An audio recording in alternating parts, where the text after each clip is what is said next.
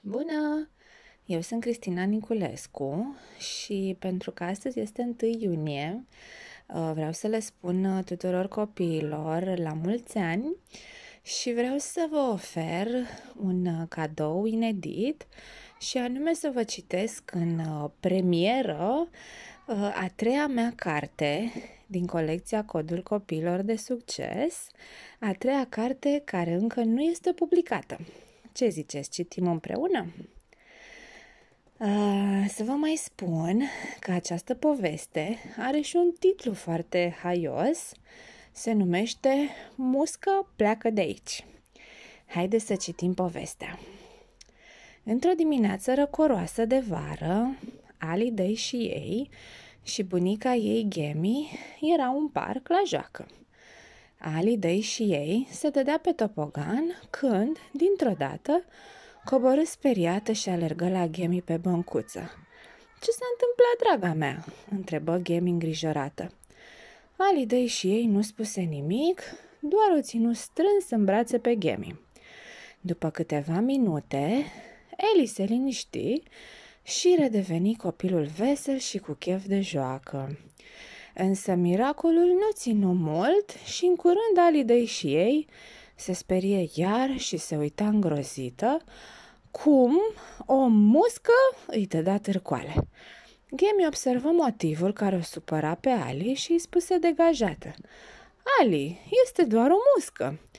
Dar pentru Alidei și ei nu era doar o muscă, ci era o muscă, o adevărată sursă de îngrijorare.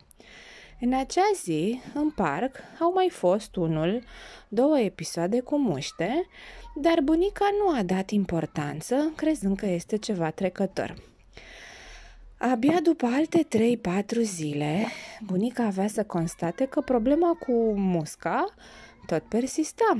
Cum vedea o muscă, fetița se speria și devenea foarte agitată.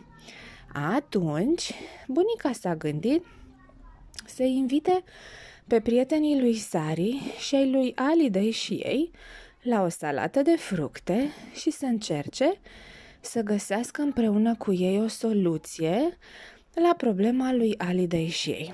Gami le-a povestit ce se întâmplase și apoi a întrebat: "Dragilor, voi ce credeți că ar trebui să facem ca Ali să scape de teama ei de muște? Aveți vreo idee?"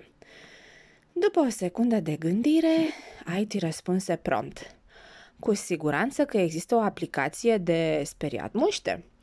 Așa că tot ce va trebui să facă este să-și o descarce pe telefon și probabil că atunci când va simți vreo muscă prin preajmă, telefonul va scoate niște sunete sau ceva de genul acesta care vor speria musca imediat. Simplu." Sari, uitându-se chiorâș la el, îi răspunse imediat: "Uiți că Ali are numai 2 ani și că e evident că nu are telefon mobil? Nemai vorbind de aplicația de speriat muște. Există așa ceva? Pe bune? Dacă nu există, o voi crea chiar eu în 2 zile. Doar știi că nu mă întrece nimeni și nimic la programare," zise Aiti deloc supărat, ba chiar încântat de posibila provocare. "Copii, trebuie să fie ceva mult mai simplu și la îndemână," le reaminti Gemi. "Știu eu cum să facem," spuse Sasha. "Voi căuta acasă, în toate clasoarele mele și printre toate colecțiile mele, trebuie să am și o colecție cu muște. Fără doar și poate, voi găsi mai multe specii de muște și le voi arăta lui Ali să se învețe cu ele și să vadă că nu sunt deloc înfricoșătoare. Ba chiar, cred că o pot convinge că muștele sunt chiar drăgălașe, dacă știi cum să le privești și mai ales din ce unghi să le privești." "Mai bine vorbesc eu cu Ali," spuse Eric. "Eu știu totul despre animale, inclusiv despre muște. Știu cum se înmulțesc, ce mănâncă, cu ce viteză zboară, ce obiceiuri au și așa mai departe. Cu cât va ști mai multe despre muște, cu atât se va teme mai puțin de ele." "Ba, eu pot să o ajut pe Ali," spuse Patrick. voi căuta la bibliotecă o enciclopedie despre muște și, în mod evident, voi putea să-i spun în 2-3 zile câteva metode științifice și demonstrate și aplicate despre cum te poți feri de muște. Ba, cred că eu o pot ajuta, spuse Ivy. Sunt convinsă că dacă vorbim cu zâna muștelor, le va transmite un mesaj supuselor sale să o ocolească și să nu o mai supere pe Ali, a spus Ivy înflăcărată că a găsit soluția cea mai simplă cu putință. Nu mai bine prind eu câteva muște și le arăt lui Ali cât sunt de mici și de nevinovate și că nu are de ce să se sperie de ele, zise Maria, complet serioasă de data aceasta și chiar afectuoasă cu mai mica sa prietenă. Când văzu că ceilalți copii se uitau ciudat la ea, că nu le venea să creadă ce frumos se poartă cu Ali, Maria adăugă repede în nota sa caracteristică. Bine că n-am zis că le prind și le pun în ciorbă.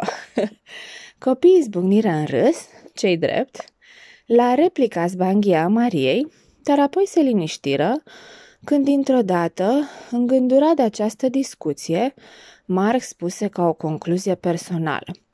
Eu sunt doar foarte recunoscător că nu există muște pe lună. Sari, surioara lui Ali dă și ei, a stat și a ascultat sugestiile tuturor prietenilor ei și apoi a spus: cred că va trebui să învățăm pe Ali ceva și mai simplu de atât. Să facem ceva împreună care să sperie orice muscă. După câteva minute de analizat gândurile, a declarat mulțumită. Muscă, pleacă de aici! Asta o voi învăța pe Ali să spună de fiecare dată când vede o muscă în preajma ei.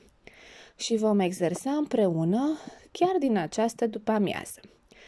În acea după-amiază, cele două surioare au ieșit în curte și au pornit la vânătoare de muște.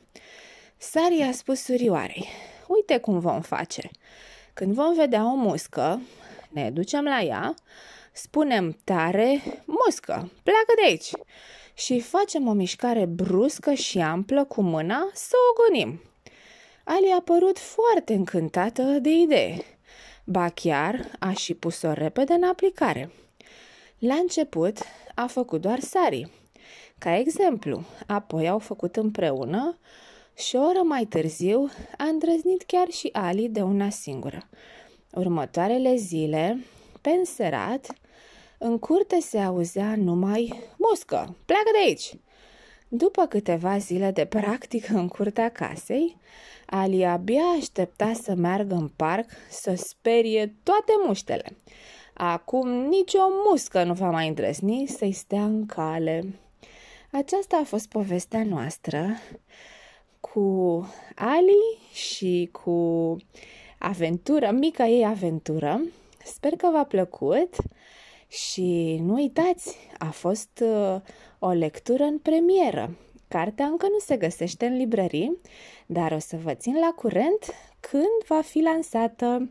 Sper că v-a plăcut și vă pup cu mare drag. Pa, pa!